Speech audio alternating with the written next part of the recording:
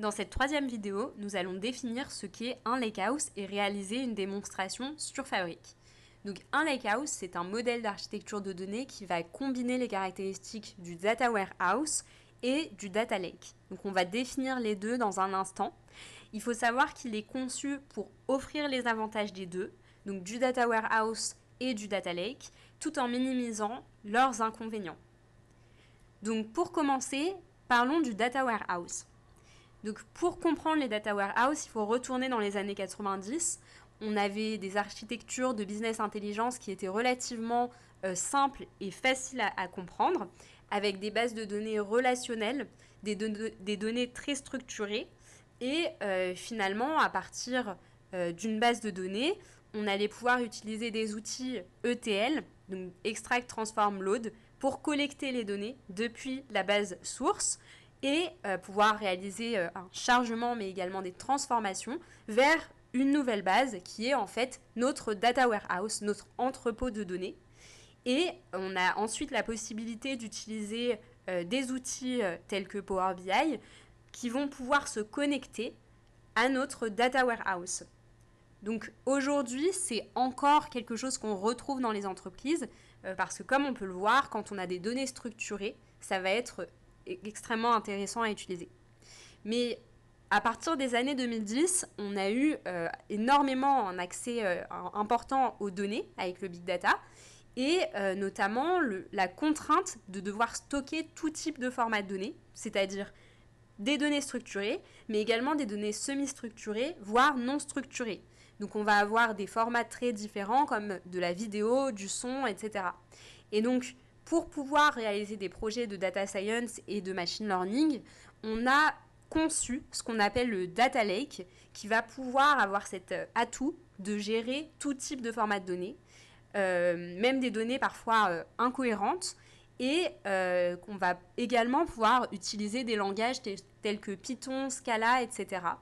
Donc on voit que d'un côté, le data warehouse, c'est seulement des données structurées avec une cohérence de données, des langages plutôt assez communs pour les bases de données relationnelles, donc le langage SQL, et de l'autre, un data lake avec la possibilité de travailler sur des formats très différents, des langages tels que Python, Scala, etc. Et donc, l'idée avec la création du lakehouse, c'est de pouvoir combiner l'avantage des deux. Et donc c'est pour cette raison qu'on va concevoir un nouveau modèle avec en base un data lake existant et puis une nouvelle couche qui s'appelle Delta Lake. Et donc cette nouvelle couche, elle nous permet de bénéficier des propriétés acides qu'on retrouve dans les bases de données relationnelles.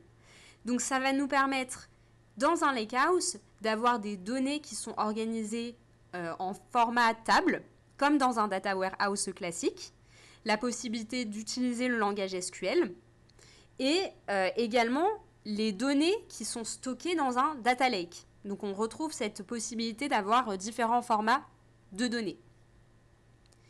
Donc maintenant, ce que je vous propose, c'est qu'on passe à la partie démonstration avec la création d'un lakehouse directement depuis Fabric. Donc depuis la page d'accueil Microsoft Fabric, on va accéder à l'expérience Synapse Data Engineering. Et donc là, on va avoir la possibilité tout d'abord de créer un workspace. Donc c'est un prérequis pour ensuite pouvoir créer notre lakehouse. Donc là, je l'appelle Workspace Demo et je crée le workspace.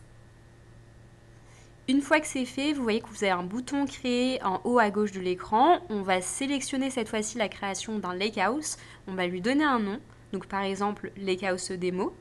On appuie sur le bouton de création et donc on peut voir que en quelques secondes, on a le chargement du lakehouse qui s'effectue. Vous voyez que vous avez des tables et des fichiers en haut à gauche qui sont disponibles, et puis surtout la possibilité de charger avec différentes options, donc soit de charger des données, soit de passer par d'autres options dont on parlera plus tard. Si je retourne maintenant sur la vue lakehouse, sur mon workspace, je vois que j'ai également un modèle sémantique qui a été créé et un point de terminaison SQL. Donc ça va être intéressant d'en parler dans les prochaines vidéos.